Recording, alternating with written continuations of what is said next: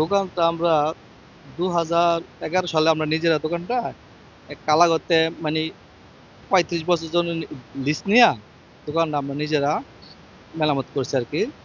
তো এই দোকানটা হয়তো বাজার মূল্য দোকানটা যে মূল্যটা বড় কথা না, এখন যে একটা ক্ষতি হয়ে গেছে কিন্তু আমি সম্পদ নিয়ে ভাবি না। আমি ভাবি যে আমার 7 জন লোক ছিল, সবাই আমার আপনজন, পর কেউই না।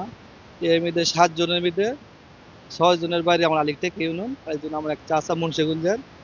তো মানে 6 জন মারা গেছে, 6 জনের মধ্যে একজন বক্তবালী, আর তেলগিরাসরে একজন, আর আমার কুরকেশ্বরে 4 জন। তাই আর কি বলবো, কথা কর বাসা এখন নাই। তো আনুমানিক দোকানটা আমি 3টা বাজে কেমন আগুনটা লাগছে, তা আমি সকালবেলা 8টা বাজে 7টা বাজে খবরটা পাইছি। তো আমি সরাসরি দেখলাম, ফোনটা খুলে দেখি সরাসরি ফোন লাইভে ওই টাইমে আসা পড়ছে। আনুমানিক 20 থেকে 20 কোটি টাকা তো হবে, মালামাল দোকান সব মিলে 20 কোটি টাকা হবে। আর 20 কোটি টাকা বড় কথা না, আমি সব নিঃস্ব হয়ে গেছি, আমার কোনো সমস্যা নাই, কিন্তু আমার বাপ নে মানে এই যে আত্মীয় স্বজন মারা গেছে, আমি কি আগে বাসায় কি কি বুঝ দিমু কি বলবো, আমি বাসায় হারা ফেলাইছি। সম্পর্ক একটা আমার ভাগিনা, ফুফাতো বোনের ছেলে, আরেকটা আমার ভাগ্নির ছেলে যে বক্তবালী, আর একটা মানে আমার ওই যে ভাতিজা, দূর সম্পর্কে ভাতিজা, আরেকটা চাস্তো ভাই আর কি, দূর সম্পর্কের মানে এলাকারই আর কি। হ্যাঁ, আরেকজন তেলগিরার সরের নিঃস্ব মানুষই আর কি, আত্মীয় স্বজনের। আর প্রথমত যে যেটা রিকেই বাজার, এইটার নাম হয়েছে যে তাজিক, ওর বাপের নাম হয়েছে যে সালাম ব্যাপারী।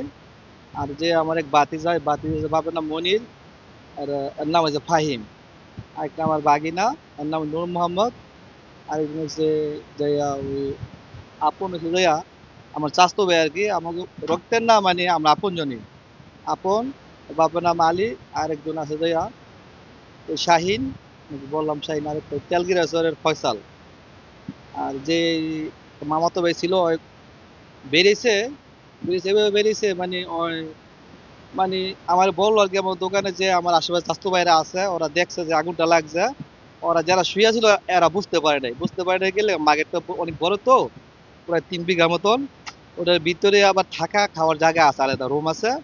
তো ওরা শীতের দিন তো রুমটা লাগাই শুয়েছে আর কি। তো যে দোকানের যে আবরণটা ছিল, যে ধোঁয়া ছিল, যে আগুনের ইটা, এরা বুঝতে পারে নাই।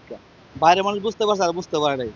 তো যেই মুহূর্তে এরা বুঝতে পারছে, ওই মুহূর্তে এরা অনেক কান্নাকানি করছে, একটু ফাঁকা জায়গা ছিল, কান্নাকানি করছে। কিন্তু আর বাঁচানোর মতো ছিল না। তারপরে একজন রে একটু একটা ছাটা ছিল, ছাটাটা একটু মানে মুভ করছে, মুভ করার পরে একজন বাইরে আসছে, মানে যে বাইরে যারা আছে এরা যে ভিতরে ঢুকবো ওই ক্ষমতাটা ছিল না। ভিতরে 7 জন ছিল, একজন বেরিয়েছে আর কি। 6 জন মারা গেছে। লোক থাকে 30-35 জন, মানে ওরা থাকে ডিউটি হয়তো বা ধুমায়। 3টা গেট আছে, মানে এত স্মোকি হইছে, মানে ওরা নিঃশ্বাস হয়তো বা অক্সিজেন অভাব হয়ে গেছে। মানে যথেষ্ট জায়গা ছিল বারণের, মানে এরা যে সময় দেখছে জিনিসটা আর জাগনা পাইছে, ওই সময় কিছু কিছু করার ছিল না। একটা মানুষের থাকে নিঃশ্বাস কতক্ষণ থাকে, মানে ঘুমাই গেছে।